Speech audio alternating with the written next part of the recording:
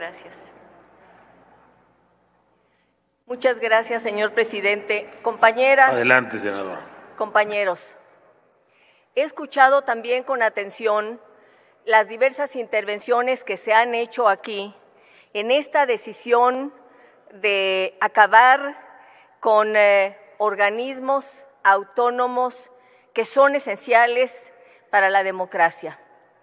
Y escuché la última intervención del senador Manlio Fabio Beltrones y realmente me resultó muy importante, muy interesante, porque venimos de una generación, igual que buena parte de quienes estamos conformando el Senado, amigas, amigos, compañeros, senadoras y senadores de los distintos partidos políticos, y es fundamental recurrir a la historia, a la memoria, hacer el recuento de dónde venimos y qué es lo que está en juego el día de hoy.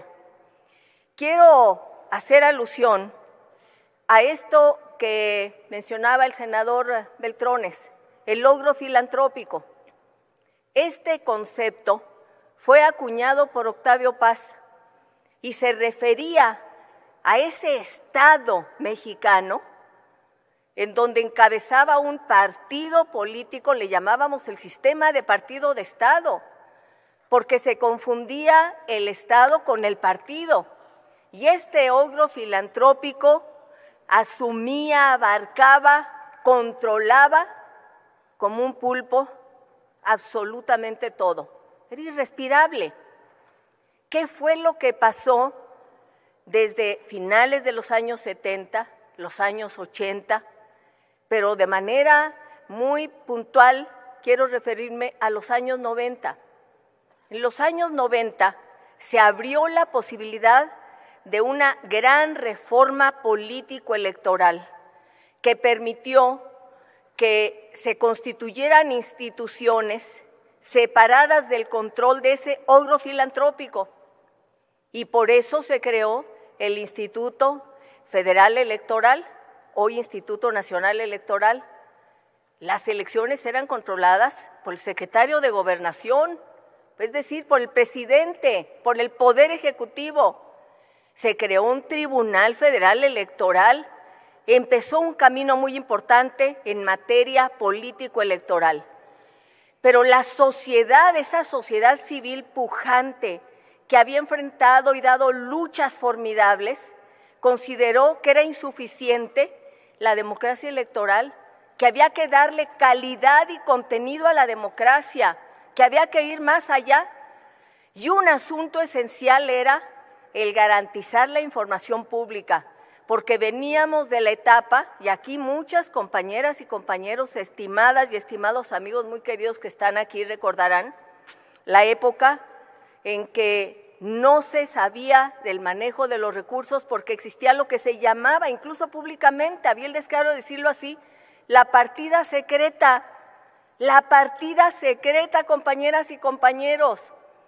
Y entonces se empezó a plantear que se tenía que transparentar y que era un derecho ciudadano de las ciudadanas y los ciudadanos no solo acudir a votar y elegir libremente a sus representantes populares, sino ser ciudadanas y ciudadanos de tiempo completo, ciudadanas y ciudadanos que tuvieran acceso y control de la acción del gobierno, no solo desde el poder legislativo, sino también desde la propia sociedad, que se pudiera controlar el uso de los recursos, saber en qué se gastaba, cómo se gastaba, y también protección de datos personales. La primera iniciativa sobre esta materia la presentó un representante popular, senador del Partido de la Revolución Democrática, que fue un actor fundamental en esa transición democrática. Y luego el Grupo Oaxaca, que lo que se proponía inicialmente era el garantizar modulación para que se respetara el derecho a la información que daban los medios de comunicación, la prensa. Pero en los debates se llegó a la conclusión de que había que ir más allá, porque desde la sociedad civil, y yo recuerdo con mucha claridad en estos momentos al Grupo 20 Compromisos por la Democracia, lo que se puso en el centro era la necesidad de garantizar con mecanismos precisos la rendición de cuentas. Accountability, que era el concepto inglés que partió además en esa tradición democrática para quitarle el manejo opaco de los recursos al soberano y para que empezara el Parlamento, ahí empezó la rendición de cuentas desde el Parlamento inglés, a obligar a que el rey, a que el soberano tuviera que rendir cuentas de los recursos que utilizaba. Y la democracia, la sociedad democrática de nuestro país retomó esto y dijo, en México requerimos ciudadanía mayor de edad, que tenga acceso a todos sus derechos, incluyendo acabar con la partida secreta y rendición de cuentas, que se acabe la opacidad. Por eso el Grupo Oaxaca dio un salto y empezó a cabildear cómo presentar una iniciativa que garantizara un órgano autónomo, separado del logro filantrópico, de ese pulpo que controlaba todo. Y el Grupo Oaxaca llegó con los dirigentes de los distintos partidos políticos, llegó al Congreso. Yo era presidenta nacional del PRD, llegaron a buscarme. ¿Saben quiénes formaban parte de ese Grupo Oaxaca? Impulsores de esa creación de ese organismo autónomo. Solo voy a mencionar unos cuantos. Estaba Granados Chapa, estaba por la jornada Genaro Villamil, participaba Heréndira Cruz Villegas, que ahora es la consejera jurídica de la jefa de gobierno Clara Brugada. Estaba Jaime Cárdenas, el doctor Jaime Cárdenas.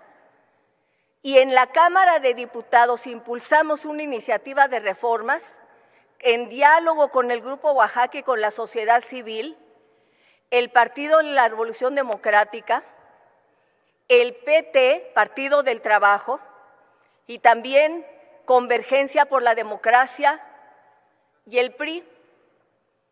Había llegado al poder Vicente Fox y lo que se reclamaba es si ya hubo una transición pacífica, si hubo alternancia, si ya conquistamos órganos electorales autónomos, vayamos a la rendición de cuentas ya que se acabe la opacidad, acabemos con ese Estado que absorbe y controla todo. Además, una tradición, no solo el logro filantrópico, ese Estado, ese pulpo, sino una tradición en México, la del presidencialismo autoritario y todopoderoso. Dijimos, se acabó, hay que acabar con eso. El presidente Fox, consciente de que había esto, y además él había estado en contacto con organizaciones de sociedad civil, creó un grupo para preparar su propia iniciativa. Y quiero decirles, compartirles, compañeras, compañeros, porque hay historia, que el día 30 de noviembre de 2001 en la noche envió su propia iniciativa el presidente Fox. El Grupo Oaxaca y la oposición lo interpretaron como un intento de albazo. ¿Por qué razón? Porque se planteaba en ese proyecto que presentó el presidente Fox que la Secretaría de la Contraloría, como se le llamaba entonces, a la Secretaría de lo que ahora sería la Función Pública y ahora de la Anticorrupción, que la Secretaría de la Contraloría creara una instancia para dar acceso a la información, y el Grupo Oaxaca y la oposición dijeron no, es inaceptable que el gobierno sea juez y parte, es inaceptable, porque si esa oficina que va a dar información está en el propio gobierno, no se va a garantizar el acceso a la información, se requiere autonomía. Y el PAN, que no tenía mayoría, aunque había ganado la presidencia de la República, y también no tener la mayoría absoluta en la democracia tiene sus ventajas, se tuvo que sentar a negociar. ¿Y saben quién por el PRD negoció esa ley que creó el Instituto Federal de Acceso a la Información, que después se convirtió en Instituto Nacional de Acceso a la Información? Martí Batres, porque él era el que encabezaba la batalla en la Cámara de Diputados. Y por el PRI, Beatriz Paredes. y se sentaron con el equipo negociador de Vicente Fox, donde estaba Santiago Krill.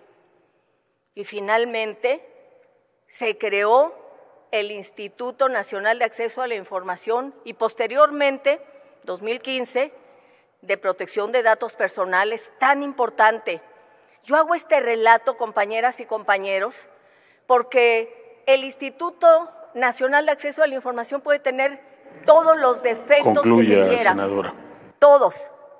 Pero lo que no puede ser es que desaparezca un órgano autónomo que nos costó tantas luchas y tanto esfuerzo a tantos mexicanos para crear un Estado democrático. No puede ser. Yo me siento, y concluyo con esto, agraviada y triste personalmente. Me resulta inconcebible. No puedo ni dormir de la tristeza. Nos costó mucho. Y ahora se dice la Secretaría de Anticorrupción absorberá esto. No puede ser juez y parte. Hará su mejor esfuerzo la secretaria Buenrostro. Ya hablamos bien de ella, votamos por ella. Pero las facultades de autonomía son las que tenemos que defender, compañeras y compañeros. Yo les hago un llamado a su propia historia. Gracias.